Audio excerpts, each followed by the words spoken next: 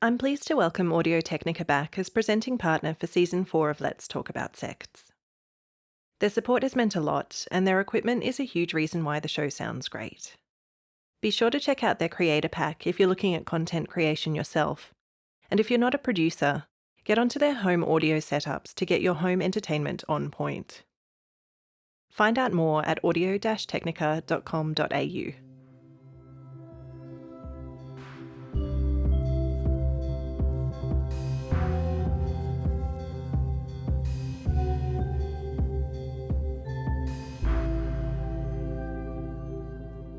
As he was about to turn 17, Remy Attig was keen to get away from his parents' fracturing marriage and ready for something to give his life purpose. The Master's Commission program seemed like just the thing to set him up for a life of travel and spreading the word of God. Instead, it ran him ragged, instilled fear, built on his internalized homophobia, and set him up for unhealthy relationships and trust issues. In hindsight, he believes that the Master's Commission was a cult.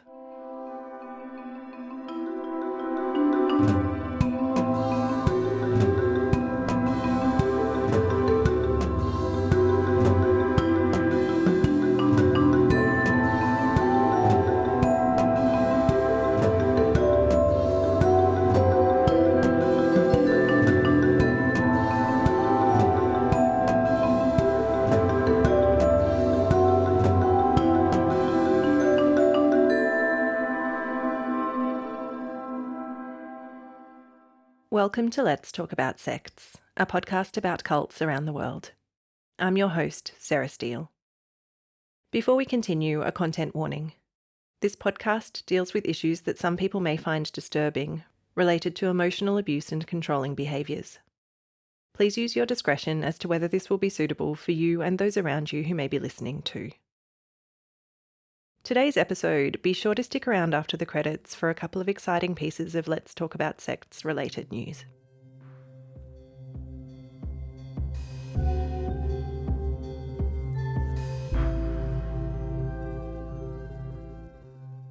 According to the website of the Masters Commission International Network, the Masters Commission discipleship training began in Phoenix, Arizona in 1984, with trainees devoting a year of their life to the program.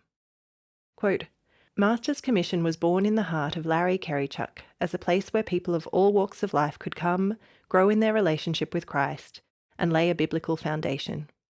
Upon that foundation, a lifetime of service to God could be built and lived out. Larry Kerrychuk worked at the Phoenix First Assembly of God, which is now known as Dream City Church. It's a megachurch that was recently in the news for publicising its new air purification system that claimed to kill 99.9% of COVID within 10 minutes, installed in preparation for a Trump rally in June 2020. The fraudulent claims resulted in a cease and desist letter from the Arizona Attorney General to the church and the product manufacturer. Larry went to Idaho State University on a football scholarship and played in the Canadian Football League between 1969 and 1972 for the Edmonton Eskimos and Winnipeg Blue Bombers. He started the Athletes International Ministry in 1984 as an outreach program for the athletic community. I'm unclear as to whether there's any connection between the Masters Commission program and the Athletes International Ministry, but both appear to have been started by Larry in the same year. I'm not actually going to spend a lot of time on Larry Kerrychuk, as I've heard nothing to indicate he's much involved with the Masters Commission program today. The program was successful enough in its expansion for the Masters Commission International Network to be established by the turn of the century. Quote, God poured his blessing on Masters Commission and gave opportunity for multiplication in churches across the country and around the world. As the program spread from church to church, the need arose for a network to be established to preserve the integrity and purity of heart with which this discipleship training program was created. Here there's a bit of conflicting information. The MCIN website says, in 1999, a group of Masters Commission directors from across the nation held a meeting at the annual Masters Commission Discipleship Conference and formed the Masters Commission International Network. Meanwhile, a profile of MCIN director Lord Ziegler on the Jim Bakker Show's website says, In 1997, he founded the Masters Commission International Network, a worldwide network of over 90 affiliated programs and thousands of graduates with one mission: to know God and make him known. Lloyd Ziegler appears to have been a real driving force behind the program's growth, and the Masters Commission USA website says that he and his wife Chris believed that changed people change people, which is an interesting twist on the more familiar expression hurt people hurt people.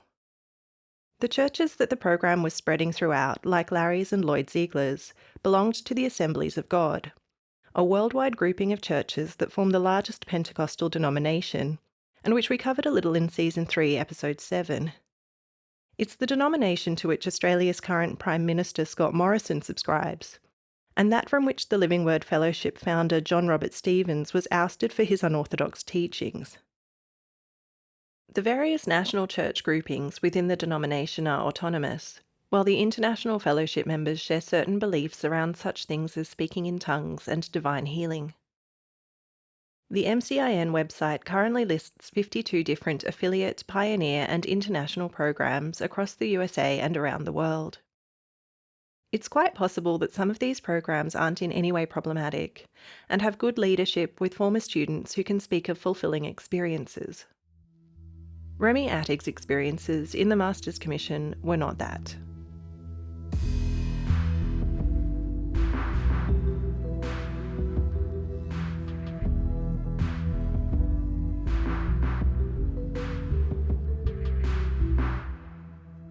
Remy Attig grew up attending an Assembly of God church in Clearwater, Florida.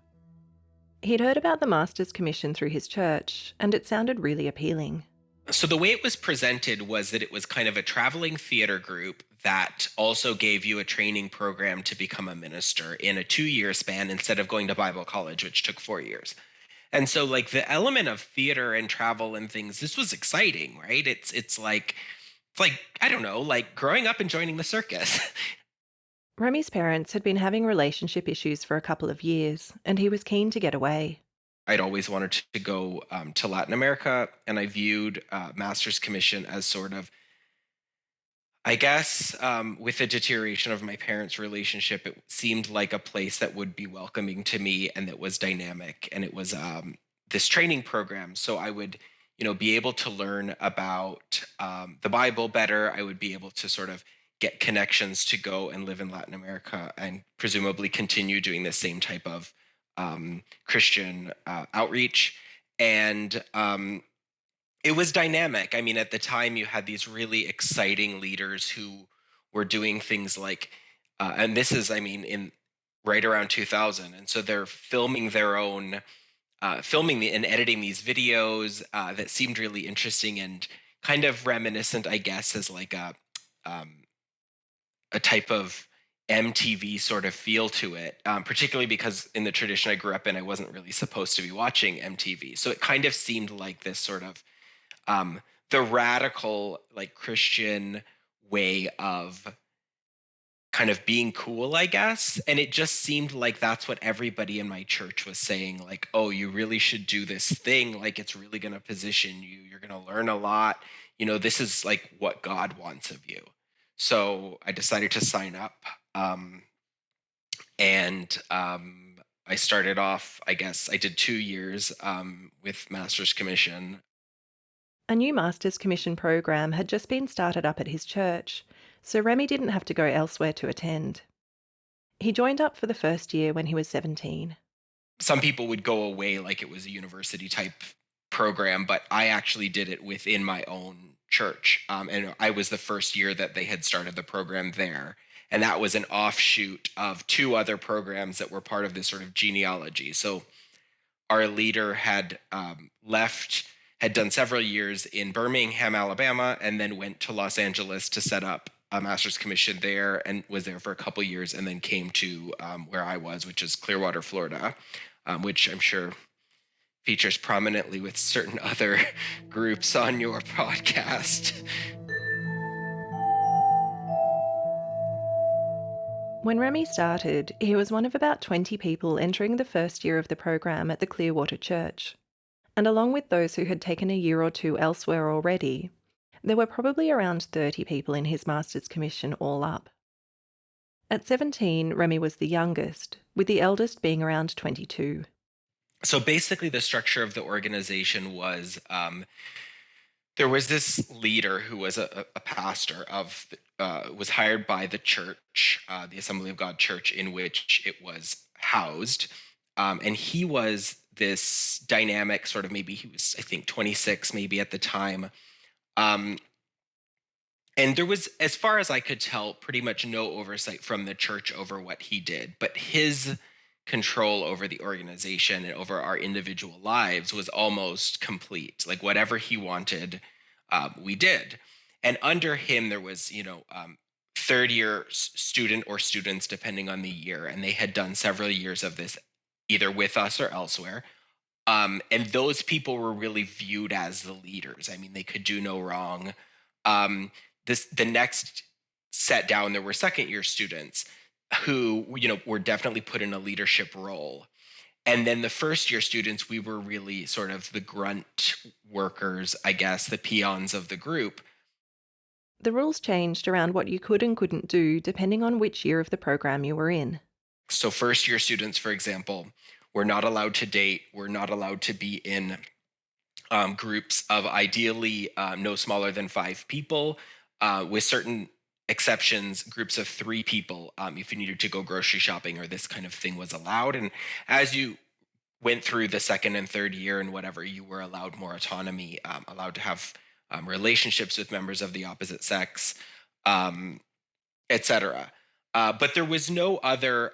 So this was within our Clearwater Masters Commission, and then as a larger organization, we would go once a year. Everybody would go to Phoenix, which is where it had originally started, and it would be thousands of us doing workshops and things together in Phoenix, and that was once a year. I think it was in February. On the Masters Commission USA website, there's a pretty detailed application form, which includes fields for uploading a photo, t-shirt and ring size, health information, how you plan on paying the tuition fees, church details, and questions like, what is your definition of a servant? And how do your parents/family feel about you coming to Masters Commission?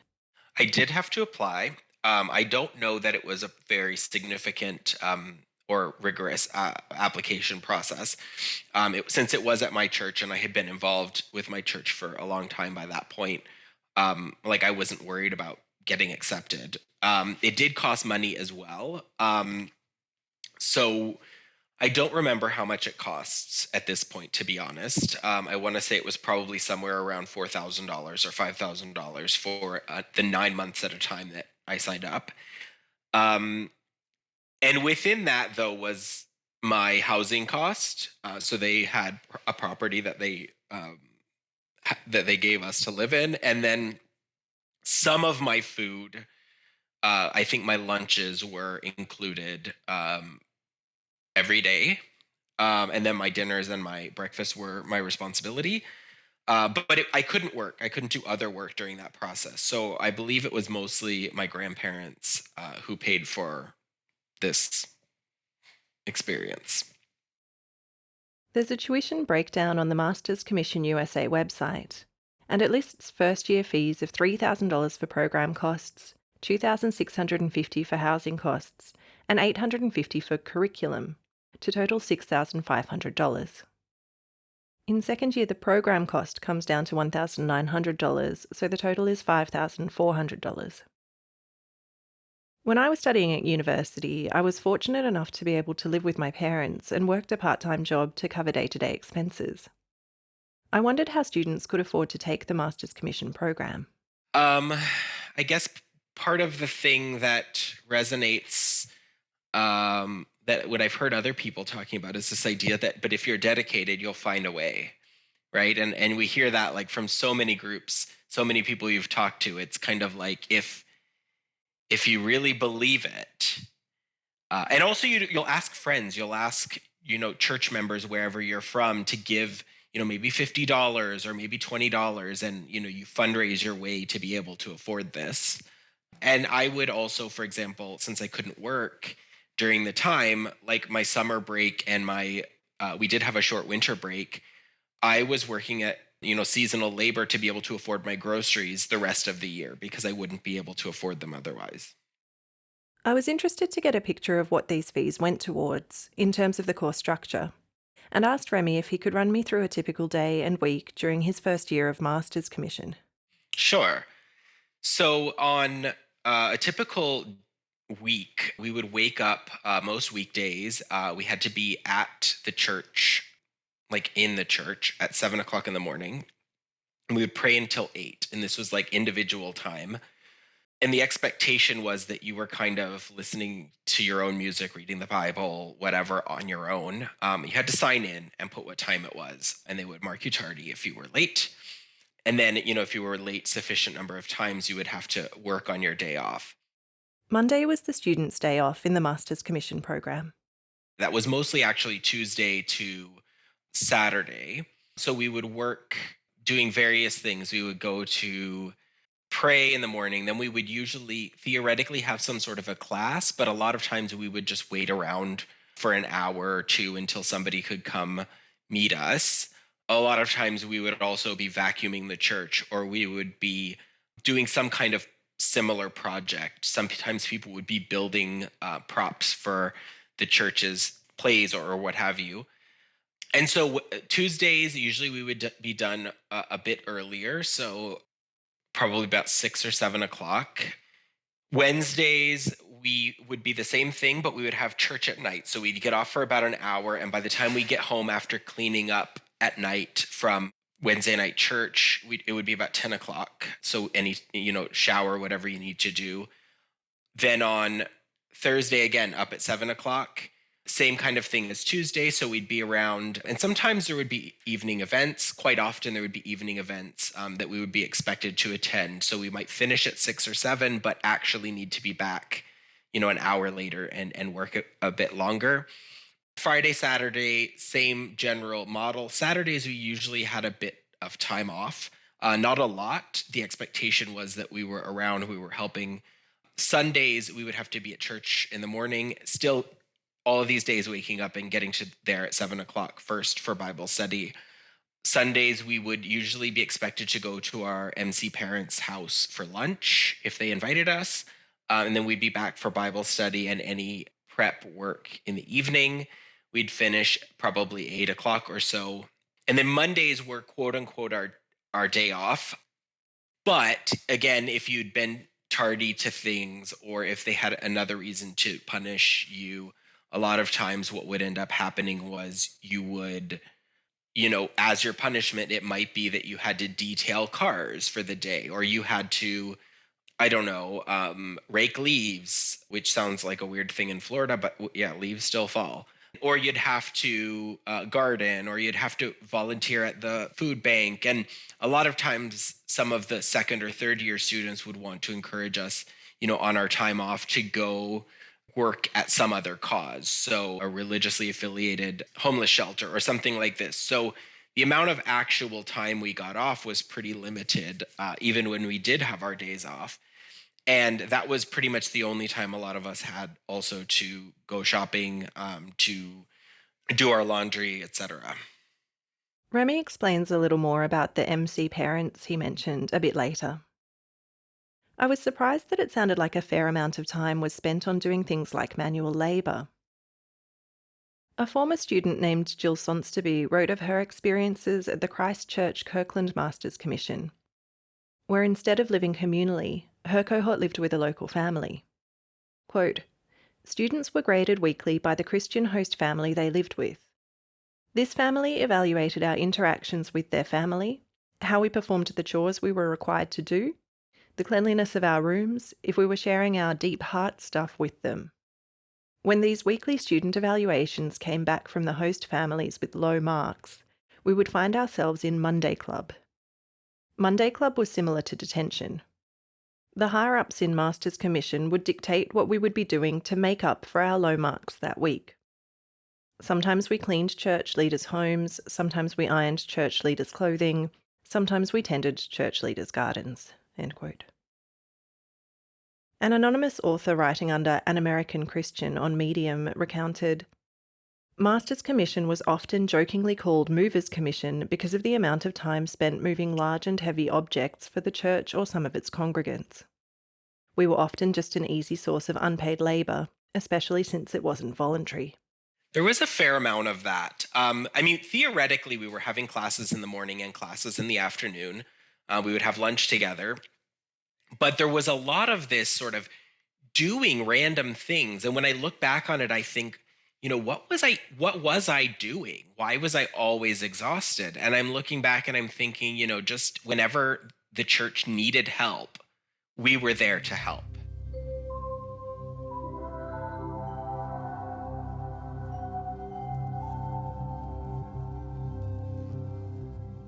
I asked Remy if he could tell me a little bit more about the classes.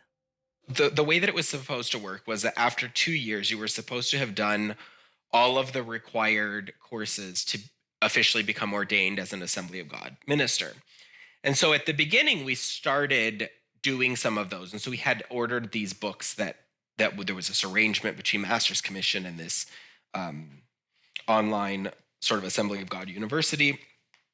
And so we started working through these books, and you would have to, do like basically a correspondence school. I mean, this was before online education was a thing.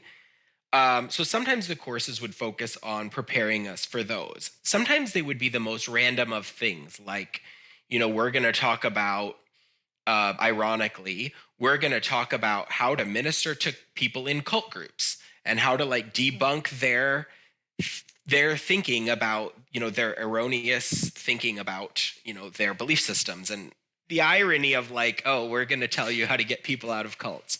Um, just so very awkward to think about it now with hindsight, right? And sometimes they were really interesting. Sometimes they were like, we're going to talk about innovative thinkers and creativity and the creativity of God. And so we would kind of link, talking about the creation of the earth and of the universe, and we would link it to sort of people like George Lucas or Walt Disney, and how they kind of created these things that we'd never thought of before out of nothing. And some of them were really interesting like that, but a lot of them were focused on, how to convince people that they are that we have what they need. There was also a fair bit of service going on outside of the church. So on Saturdays, a lot of times we would go around. We would spend several hours going and knocking on neighbors' doors and around the church and saying, we're from the church. We don't need anything from you. We just wanted you to know that, if you need help with anything, if you need help with gardening, if you need help, like somebody to watch your kid while you run an errand one day or something like that, we're happy to help. And then a lot of times, later in the week, if they said yes, then, in that quote unquote off time, we would be like watching some random person's kid. As opposed to many of the groups I've looked at for this podcast, it did sound like those in the Master's Commission were doing a lot of selfless work for others and contributing to the community, which was great to hear. There was a mind towards recruitment in it, Remy thinks. Oh, that was 100% the idea.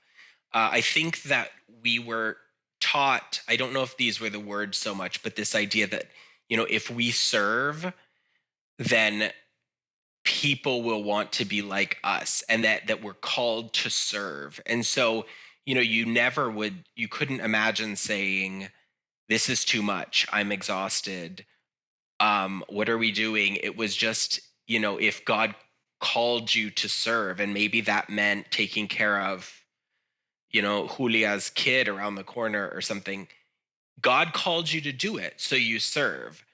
And the expectation is that by leading and by being welcoming and things, then we'll encourage others as well to see the light in us and to, come to the church and to break down some of those walls and engage with the community.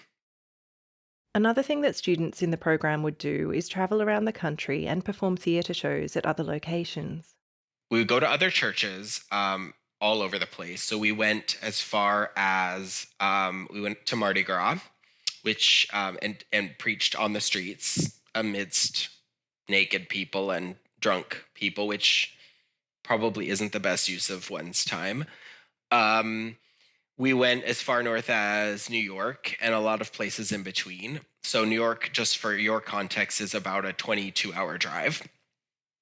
Um, so the idea was we were going in, sometimes churches would host us and then they would try to get us into the public schools. And in the public schools, we couldn't tell anyone that we were religiously affiliated.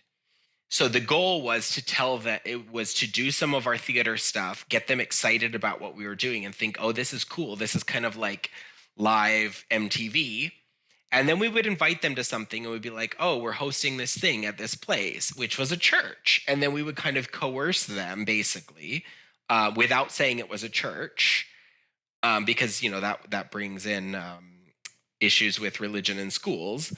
And then we would coerce them and then we would preach to them and we would, kind of try to befriend them and, look for the people who kind of would be your people. So if you're the nerdy one, you try to, find the nerds and talk about something nerdy and get them, be friendly with them so that they feel like they would fit in at this church. Meanwhile, then you drive away a couple days later and they never see you again.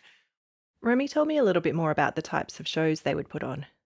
We would kind of put it in a guise of saying like, we want to talk about premarital sex / teenage pregnancy and drug use.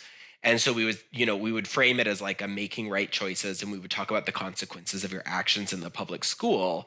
And then as soon as and with um, there was a scene that involved at one point they were doing something kind of like stomp, which is like with, I don't know if you know stomp, but it's like a percussive group, something like that. Another group, there was a dance group that was doing like, I think it was like Destiny's Child songs, and like it was very kitsch from my current point of view, but at the time it was kind of like, oh, these people are doing cool things that we see on TV, or at least I thought that because like I grew up in the bubble of the church.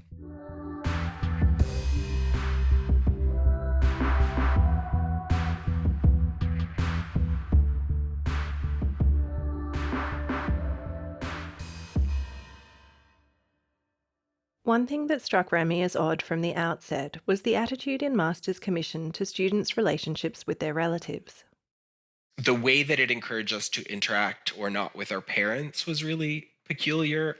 So when you joined, they created an MC family, they called it MC parents. So Master's Commission parents. And I lived in the same town as my family, but I'd moved out and I'd lived in residence with Master's Commission. And at one point, they said, I would go home to do my laundry because I lived in a house with 3 bedrooms and 11 other people, so with one washer and dryer. So I would go home to do my laundry. And at one point, I was told, you're spending too much time with your family. You need to spend time with this family that we've assigned to you. And so I think that was it's one of these things that it seems like if you come from afar and they say, oh, your family isn't here, these people would love to help you feel at home. It seems very nice until it turns into that, like, oh, you shouldn't be talking to your own family, and kind of replacing your own previous structure sort of with the organizational structure. I wondered what reasons the program could have for wanting to limit students' interactions with their own families, considering they were all a part of the same church. There were a few pieces. I think one odd thing was if you were with your own family, then you were presumably not in a group necessarily of 5 people.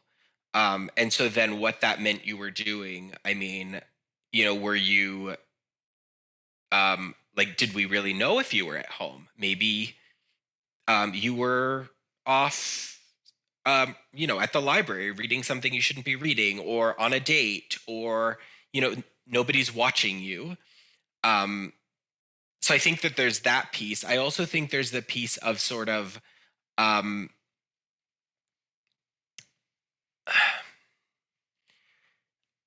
I think there was an element of fundraising capacity, to be completely honest, with these MC families, that if they felt that they were an active part of the program. I mean, they were obviously not of the age that they would just give up everything necessarily and join this program, but if they believed that they were part of the program, then they would be more inclined perhaps to give money.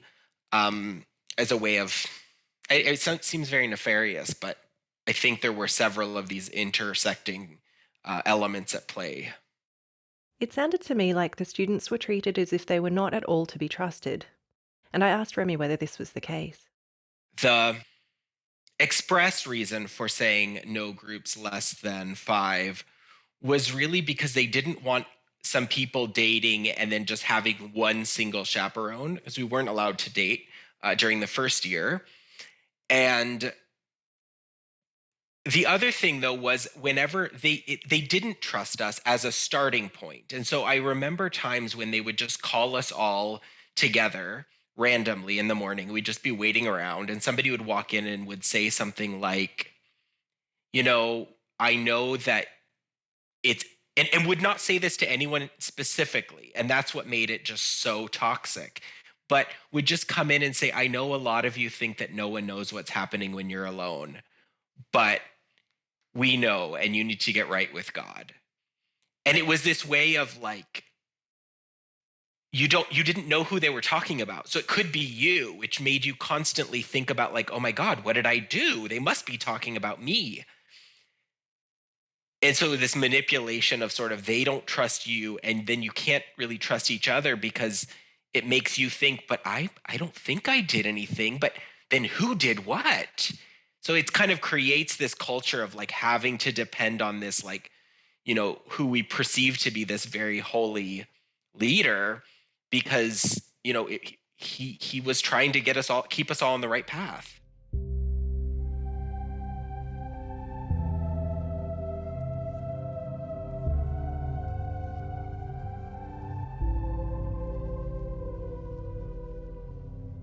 Remy told me a bit more about the beliefs and behaviours of those in the Master's Commission program.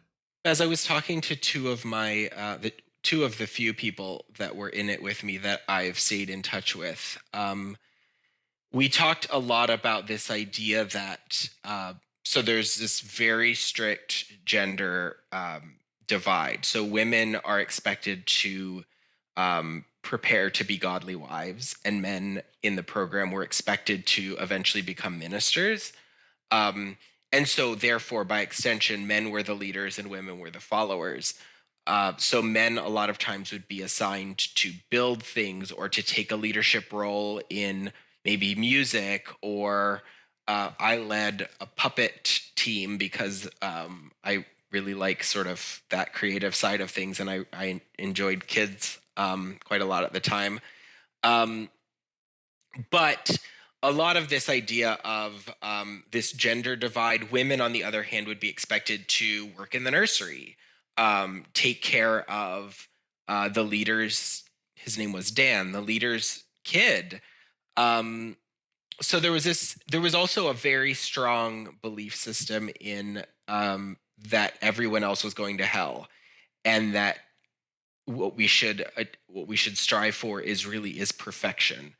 Um, and what perfection meant, like, none of us could actually achieve perfection, of course, I mean, which is logical, I guess, but the problem was like the hierarchical structure of, if you had something to offer the organization, any penalty for not being perfect would be less than if they viewed that you didn't have as much to share. And also sort of the way that, the idea was that if any whatever temptation you have can be overcome with God's help and your determination, which is a very sort of bourgeois attitude, I guess, to say, like, never mind any trauma in your life, never mind, that perhaps you're a queer person, never mind any of these things. Like, it's just willpower. Remy's comment about everyone else going to hell was more about the Assemblies of God members than Master's Commission specifically. And there's a much bigger conversation to be had about the importance of religious pluralism in progressive societies. But he also felt that there was a feeling of superiority specific to those in the program. Right. So, yeah, anyone outside of the Assemblies of God belief system, but even within the Master's Commission, we viewed ourselves as better than everyone else, in the sense that we were giving up something for a better good. We were taking time off from the sort of capitalist, and I'm using terminology, I guess, that resonates with me now, which is a bit harder to imagine away. But we sort of believe that, if you just go to university straight away out of high school, then you're just chasing some economic thing, and you're making money your god, and we're not doing that. And we would kind of judge people our age who weren't in master's commission as not as good as us. There was also a kind of status associated with being in the program, which impressed Remy's younger sister at the time. She was pretty young, so she's a decade younger than me. Like, I think for her, I was like a celebrity. People used to ask us for our signatures. It's so crazy to think about. Like, who are we? We're nobody. But I think my sister kind of at the time, like her big brother was a celebrity. Even for those who were brought into the faith, there was still a bit of an us and them mentality from Remy's perspective. People who had like we would sort of talk about it as, oh, that they led a sinful life and they finally come to the Lord, but they weren't really. Uh, we would never tell them that we thought negatively of them. But I think a lot of us thought, but if you were really holy, you never would have made those mistakes to begin with. And anyone who struggled, anyone who questioned their faith. So it was also sort of this colonizing of your mind. Like, not only could you, like, salvation came through faith. And so if you didn't believe, that was just as bad as if you were a terrible sinner. So it forced you to not question. And so when you saw people questioning, you thought that person's a sinner, and you organize them within a hierarchy of sin, of that is somewhere, you know it's not only their actions, it's also this, the capacity to reflect, that is a transgression. Under An American Christian, the author wrote on Medium that in Master's Commission, one of the rules was all authority was God ordained, and you were to obey as if it were God. This included the leadership team in the program and the church. They continued, since all authority was considered to be God ordained, to question anyone in leadership about any rule, unwritten or not, was akin to questioning God himself.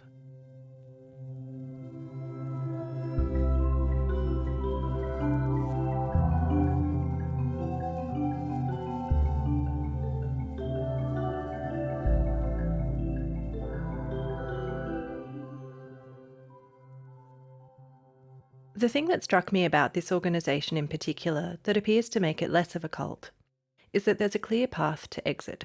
You complete the courses and then you're done. That wasn't how it always worked, though. One of the better known accounts of Master's Commission as a cult experience is from a former member named Lisa Kerr, who maintained a blog called My Cult Life for a number of years.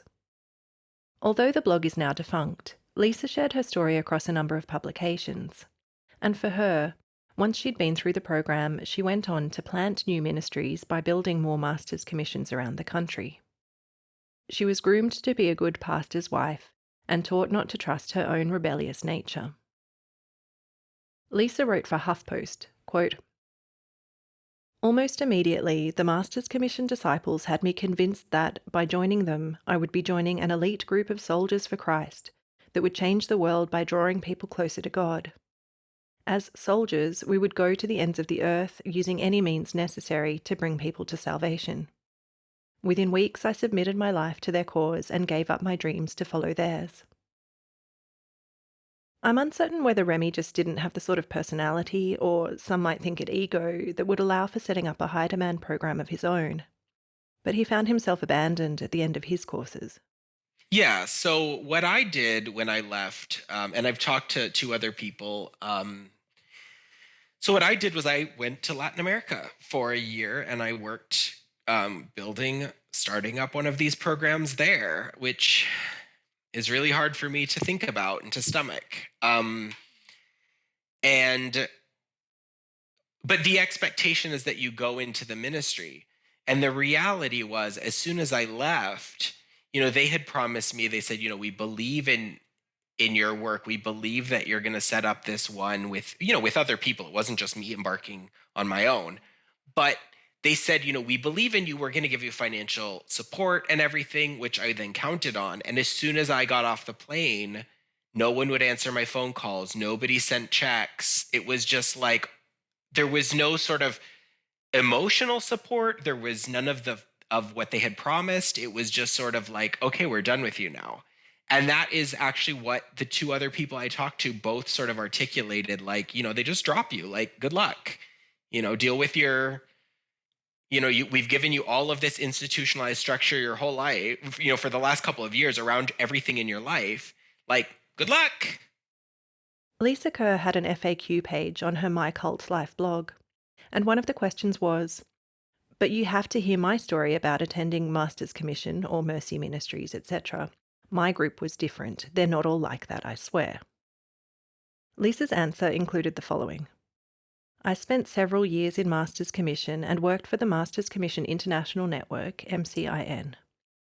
I planned conferences with Lloyd Ziegler's teams and know the ins and outs of many of the groups that existed during 1998 to 2005 because of my position within the MCIN. Because of that, I feel qualified to speak about Master's Commission with more authority than most." Lisa finished her answer with this. "I do not endorse any Master's Commission program. If a student/staff member devoted 7 years of her life to an organisation and says that, perhaps it's something worth looking into."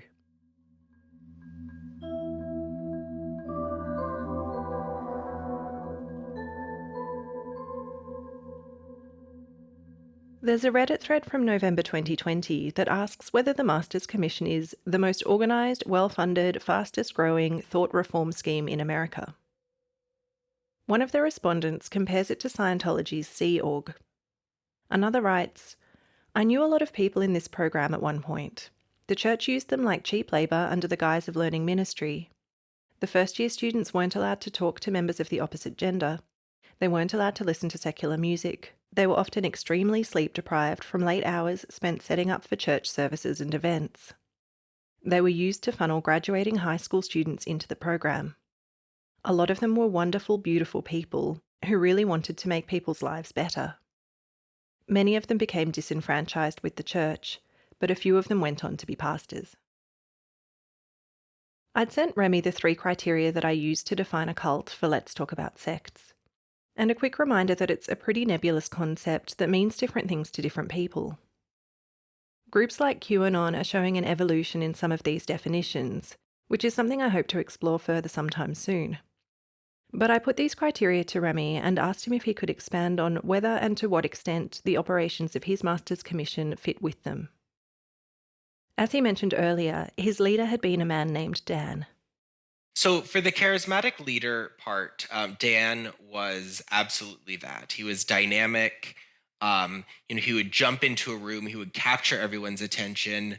He had enough people who would do exactly what he wanted and thought exactly the way he thought, that any of us who questioned or wondered at any moment in time, which I did, and I've always kind of questioned things, even within this structure, immediately it was back to him, back to, oh, but he says it's right. We've got to do it. He's got this vision. He's leading us.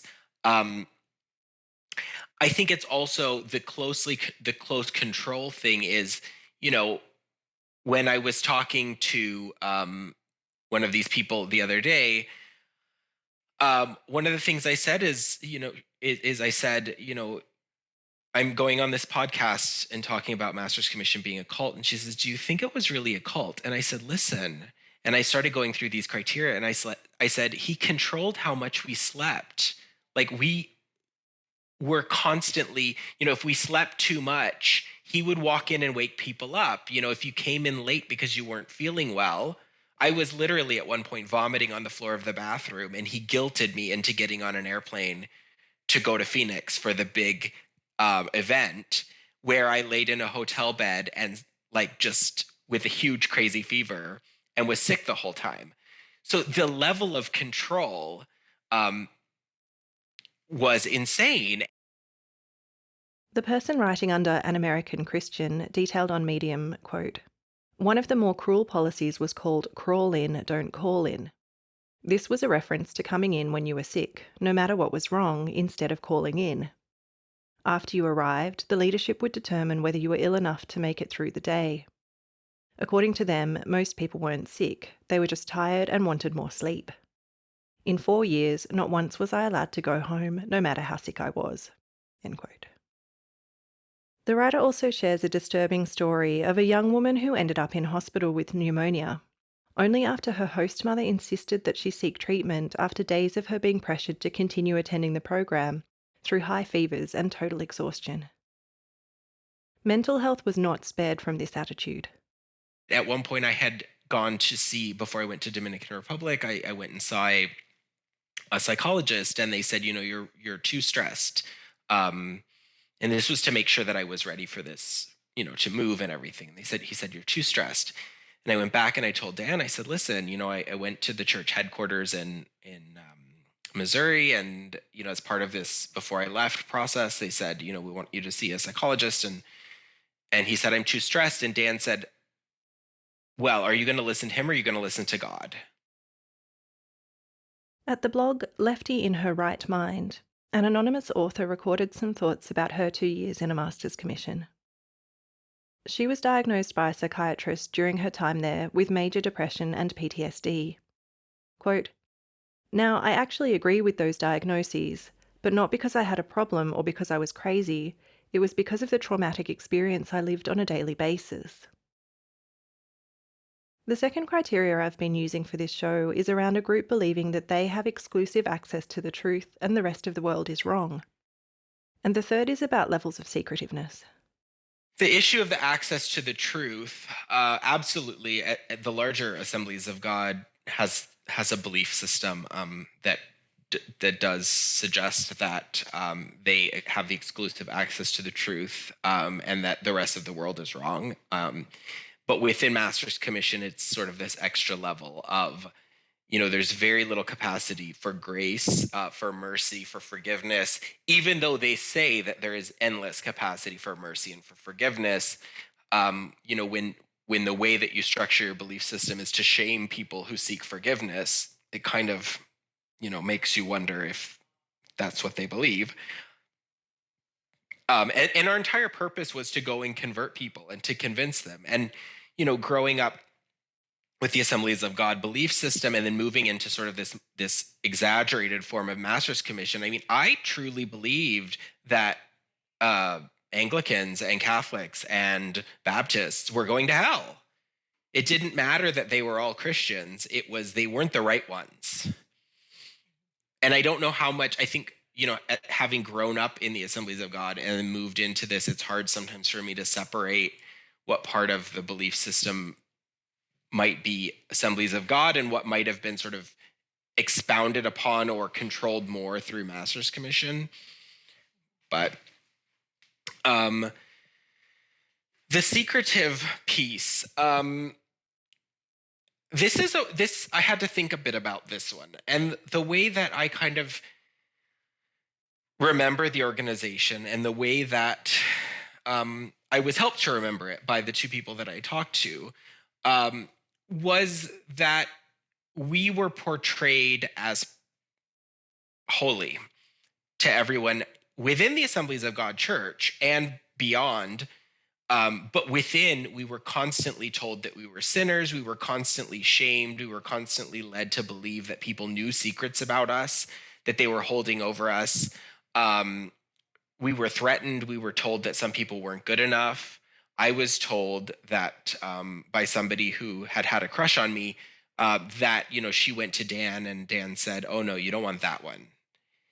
And there's this deep shame and this deep hierarchy within the Master's Commission that no one outside can see, because then they'll call into question our holiness. And I think also when you look at the way that, the sleep deprivation, the way of controlling, like things like that, eating together, all of these things, had a sort of were designed to create a dependency. And I think that most people outside of the organization, even within the Assemblies of God, if you put to them the amount of hours that people worked, and you really said, let's look at the health, let's look at the tools that we're providing and all of these things, I think even within the Assemblies of God, there's a lot of people who would say, maybe we need to think about this. And so, I don't think anyone knew that we regularly couldn't sleep, or that we would be harassed if we were sick, or all of these things. And a lot of us would fall asleep even during our morning prayers because we were so exhausted, and then we would be shamed.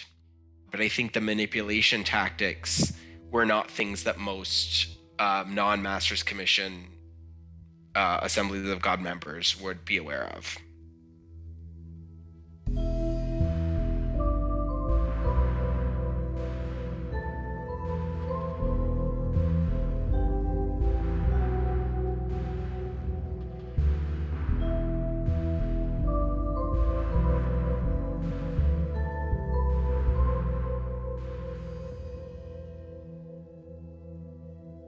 Sleep deprivation and keeping people so busy that they don't have much time to think are both aspects of cultic behaviours that we've discussed regularly on this podcast. A lot of times we wouldn't be completely done with the day until 10. And then we would have to be up at 7 the next morning. And keep in mind, we hadn't had dinner. We hadn't, within all of that, there's dinner, there's shower, there's breakfast, there's laundry, there's cleaning the house, there's all of these sort of pieces that need to fit within that 9-hour window. And there were 12 of us living in a 3-bedroom house. So there's only so fast you can take showers, right? So it was pretty consistent that, they were long days, they were exhausting days. An American Christian wrote on Medium that we would pray for supernatural strength while we tried not to pass out from pure exhaustion. They continued, the desire to prove ourselves ad nauseum, despite the mental and physical toll, was baneful. Students often experienced some form of a breakdown, for which they were also punished. The many hours of unpaid labour that go on within high-demand organisations are also something that's come up a lot on this show, as long-time listeners will know. I really believe that has to be some secretive element, because I really think that there's legislation that kind of must play into that if they were more transparent with it. But I'm not, I'm not an expert on that. But it just seems like there's got to be some level of secrecy around, concretely, like, who are your janitors, or who are, why is no one paid to clean this giant place? A reminder that we're talking about churches that preach the prosperity gospel here, rather than those that might struggle to stretch their funding. Remy also had some thoughts on the types of people who were generally recruited into Masters Commission. I think it seeks out people who feel the need to be perfect and to prove themselves to the church. I think when I look back on the people who didn't join, and just what I thought about them, aside from the judgment, before, the memories I have of them before this circus pulled into town, let's say, I think a lot of the people who opted not to join were healthy in a lot of ways. And I think a lot of us, when I look at who did join, and this is a generalization, there were healthy people who joined, I'm sure, and there were unhealthy people who didn't. But I think a lot of us went because we had abuse in our lives. My father was pretty abusive to me, and I think in a different way, my mother as well. Not as intentionally as my father. And, when I talked to these two people the other day, like, one of them told me that, she'd been abused by a youth minister. And, both of them said that I can share pieces of their stories. So she said, she had been abused by a youth minister. And so she went into it seeking relief from that trauma in some way. The other person said that had a pretty abusive relationship with her parents, and she joined the church. Before joining Masters Commission, she joined the church to spite her parents. Really, they weren't supportive, but she joined as a teenager, and then moved into Masters Commission later on. And so I think that it feeds on those of us who want to have the answers, where we feel like, we were told that things were supposed to work out well for us. We want someone to tell us what to do to make it work.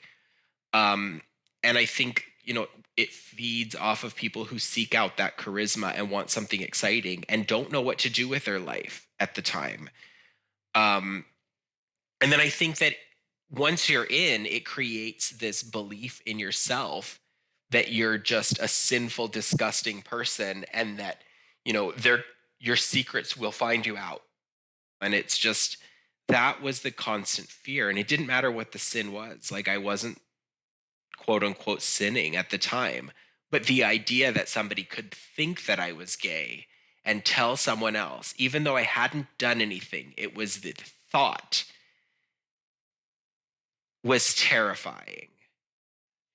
And then it just, when you leave after that, how do you develop healthy connections with people when you've spent years of your life thinking that everyone around you is watching you and going to tattle on you, or that they're judging you, or that you're not good enough?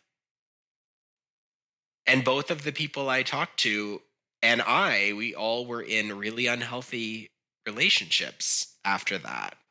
So I think it sort of predisposes you to seek out controlling relationships, because that's what, is like, you're encouraged to let go of control, and you're not given any tools to figure out how to be healthy. So then when you leave, of course, you're giving up control again, because that's what you know.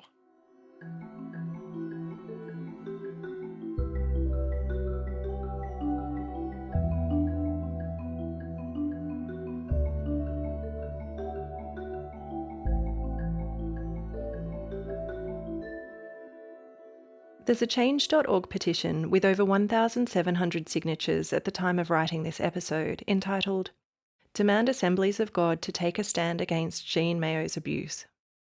Quote, "We are asking that the Assemblies of God headquarters acknowledge the abuse that took place in a program affiliated with the Assemblies of God Masters Commission." The petition relates to a former Masters Commission in Atlanta that got shut down in June 2020 due to sexual misconduct allegations against its director, Jordan Marcon. Following the shutdown, a private Facebook group was created. From the petition page again, quote, "Within a few days, the group had over 500 members and hundreds of stories outlining the spiritual abuse, bullying, hazing, racism, and misconduct they endured during their time there at the hands of either Jean Mayo herself or other staff members." It also became evident that several previous staff and alumni had approached Jean Mayo directly with accusations of sexual misconduct by Jordan Marcon dating back as early as 2007. In story after story, the people that brought these things to Jean's attention were ostracised from the culture and labelled troublemakers, often resulting in their dismissal from the program or termination from the organisation shortly after. End quote. This could indicate a lack of accountability at just one Masters Commission. But you place this alongside Remy's experiences and the stories shared from other programs, and you might start to worry that the problems could be more endemic. Lisa Kerr wrote on her My Cult Life website that after she had left, she sent 8 pages of suggestions and complaints to MCIN founder Lord Ziegler and the board of directors in 2008. When she found the response unsatisfactory, particularly with regards to unpaid internships, she cut off contact and continued to blog. Quote, "I consider my writing almost a responsibility to prevent future cases of abuse, misrepresentation, and exploitation. I also consider Masters Commission to be a physically and mentally harmful environment." End quote. Remy's former Masters Commission leader Dan, who was married with a child, eventually fell from grace due to a sexual relationship with a student. In Remy's second year of the program, 3 people left: 2 women who had been having a lesbian relationship, and 1 man whose girlfriend became pregnant. Looking back now, Remy wonders if some of those people could have been having the healthiest relationships of all, but were put through so much shame for them. Remy had been struggling since childhood with his own sexuality, within the expectations of his church, and this is what eventually led to him breaking from the Masters Commission. So I had known since I was a kid that I was attracted to guys. I didn't embrace the idea. And I think this was probably the most traumatic aspect of Master's Commission. And then subsequently, I was, when I was in Latin America, I left the church almost immediately upon, actually, really immediately upon returning to the States. Um, but it was this constant story of, if with God, you can do anything. And this is actually really hard to talk about, but um, one of the things, there's a Bible verse that says, if your hand offends you, you should cut it off. And the number of times that I would just cry, and I knew that I couldn't fall in love with a woman. I wasn't interested in that. And I knew that there was nothing I could do about it because I had prayed for years. I mean, since I was like 12. Um, and the number of times I thought about mutilating myself because I thought it would be better than being gay. And I think ultimately that's what led to me leaving, was recognizing that I couldn't live that lie anymore. And I didn't know, I mean, growing up in the context I grew up in, I kind of thought that I'd probably be lonely and, you know, catch HIV someday and die. But I just felt like I just wanted to die all the time when I was in. And so I think that, given those two options, there were many years of just true exhaustion, fighting against myself, and denial of who I was, and belief that the very person that I was evil. Um, at some point, like I said, I have to leave or I'm gonna die, and I did, and it was not easy.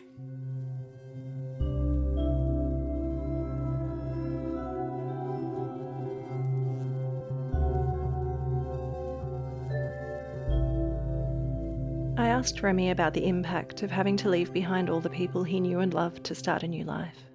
I don't think I will ever get over that, actually.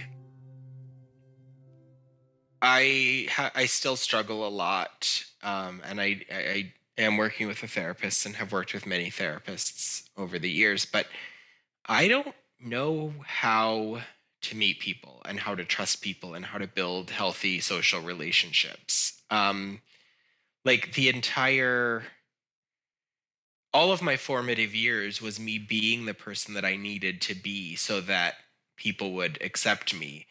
And, even into any sphere where I move, I still feel that need, and I feel shy or scared, or I feel like, eventually people will find me out and they'll find out that I'm not blank enough for the group. So I'm not environmental enough. I'm not queer like politics enough. I'm not smart enough. I'm not whatever it is.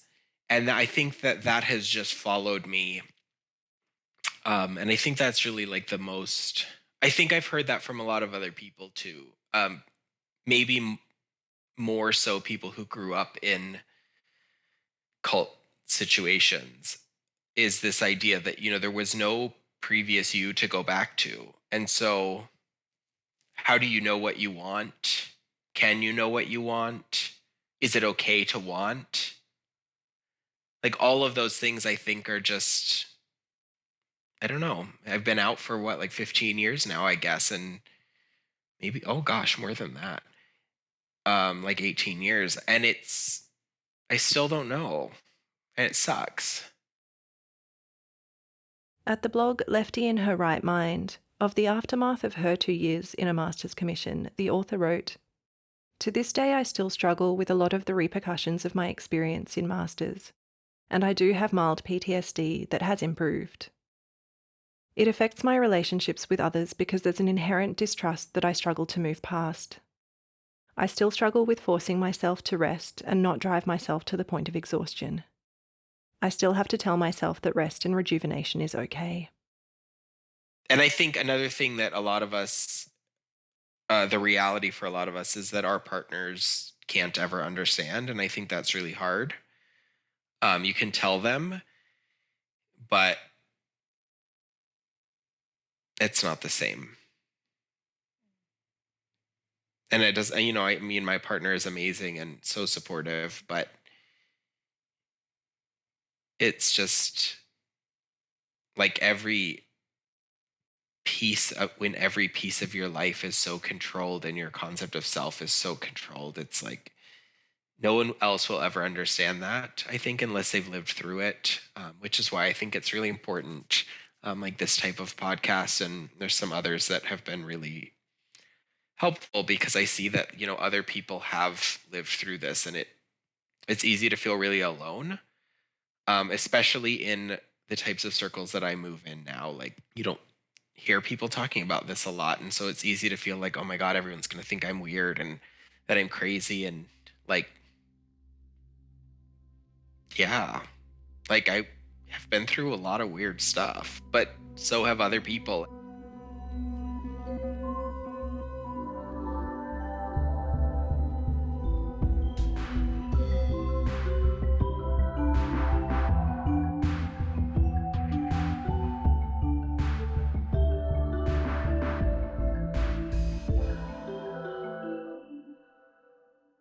The author writing under An American Christian shared another student's experience in 2004 at the Generation Training Centre, which was the renamed Lewis County Masters Commission.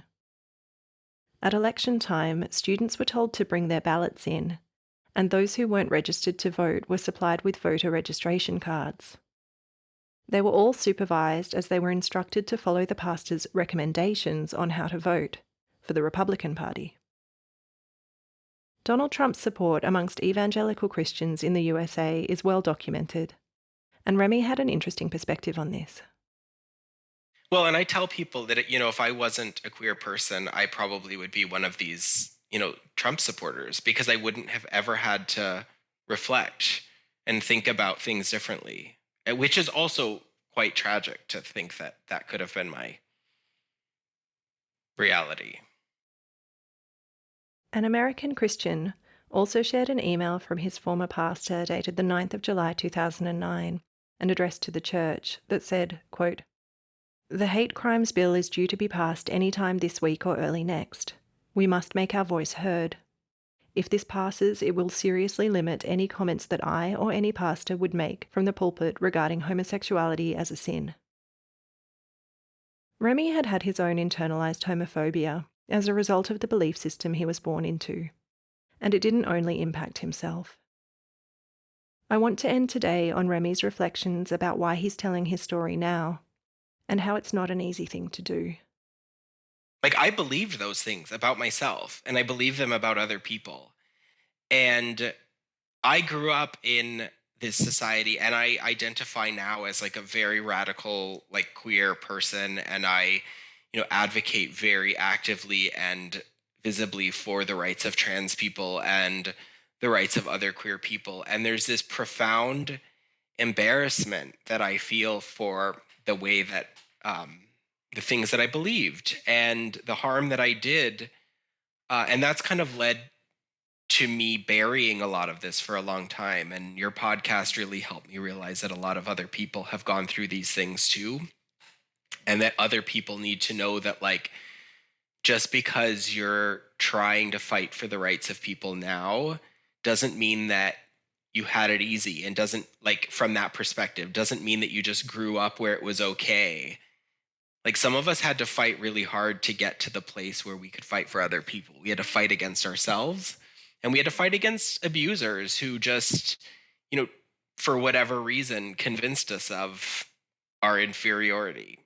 And I think, especially having lived so long in Canada, in spaces like Montreal and Toronto, where it's very safe to be out and it's very safe to be who you are, visibly and not visibly and with friends. And it's just very, I feel like this is kind of a second coming out for me. It's like, coming out of master's commission and saying, I'm a queer person.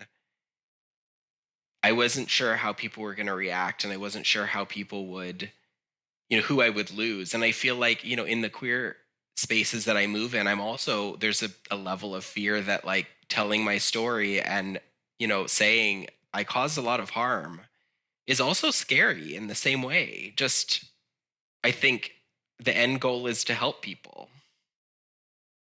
I don't think it's easy for anyone, but I definitely think when you're taught for so long not to be your own person, like, to be able to take ownership of things and to tell your story when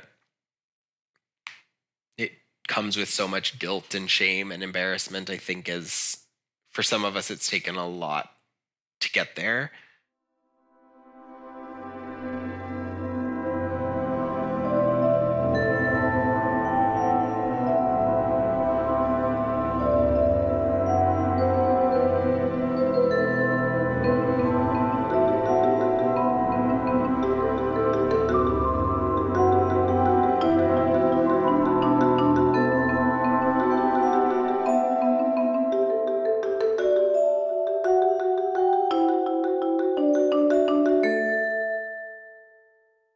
As promised at the start of this episode, I have a couple of pieces of news for you.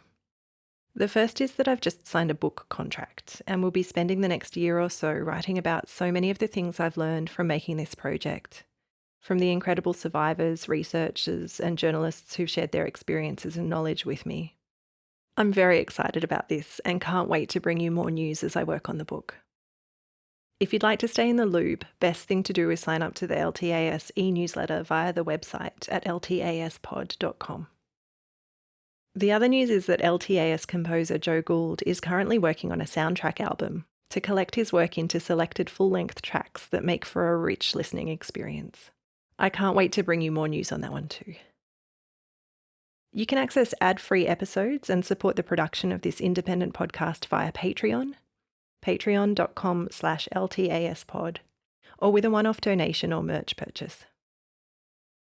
In between seasons, my Patreon supporters will be helping me write a book this year, and I'm hugely grateful to them.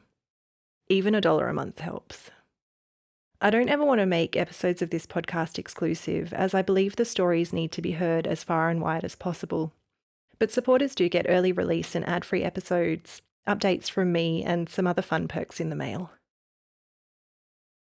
This episode of Let's Talk About Sects was researched and written by me, Sarah Steele. Music was by Joe Gould. Thanks to Corey Green of Transducer Audio for editing. A very special thanks to Remy Attig for sharing his story with me.